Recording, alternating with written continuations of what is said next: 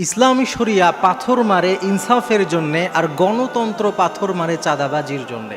আজকের বাংলাদেশের যে অবস্থা, এটা দেখলে আসলে বোঝা যায় মানুষ আজকে কোন পথে যাচ্ছে, কোথায় মানুষের মুক্তি। আপনি যদি ইসলামী শাসন কায়েম করতে না পারেন, কোরআনের সংবিধান যদি কায়েম করতে না পারেন, আপনি যত জুলাই আসুক, যত আন্দোলন আসুক, আসলে মানুষের মুক্তি দিতে পারবে না। আপনি খেয়াল করে দেখবেন বর্তমান যে সমাজ ব্যবস্থা, আমাদের দেশের যে পরিস্থিতি, জাহেলি যুগের চাইতে কোনো অংশে কিন্তু কম নয়। আপনি যদি দেখেন জাহেলি যুগে যা যা হতো এখন তাই হয়, বরং আরও বেশি কিছু হয়। জাহেলি যুগে বাবা মার হাতে সন্তান খুন হতো, এখনও কিন্তু এটা হচ্ছে। আমরা দেখেছি অনেক নিউজের মধ্যে পাওয়া যায় যে বাবা মায়ের পরকীয়া দেখে ফেলার কারণে সন্তানকে হত্যা করা হয়েছে। সামান্য টাকা পয়সার জন্য, জমির জন্য ভাই ভাইকে হত্যা করছে। এই যে পাথর দিয়ে মানুষকে মারা হচ্ছে, সব কিছু জাহেলি যুগে ছিল। কিন্তু জাহেলি যুগে থাকার পরেও সেই যুগটাকে সোনালী যুগে পরিণত করলো কোন সে জিনিস?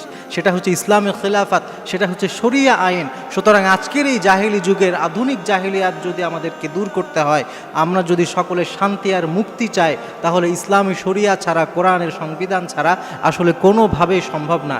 এই জন্য আপনি যতই চেষ্টা করেন, আপনি যত তাদবীর করেন, যত যাই কিছু করেন, আন্দোলন করেন, যদি ইসলামে ফিরে আসতে না পারেন, তাহলে কিন্তু কখনো শান্তি প্রতিষ্ঠিত হবে না। এই জন্য এই ব্যাপারটা আমরা যত দ্রুত বুঝবো, আমরা তত দ্রুত ইনশাআল্লাহ তাআলা আজকের এই ফিতনা থেকে মুক্তি পাবো।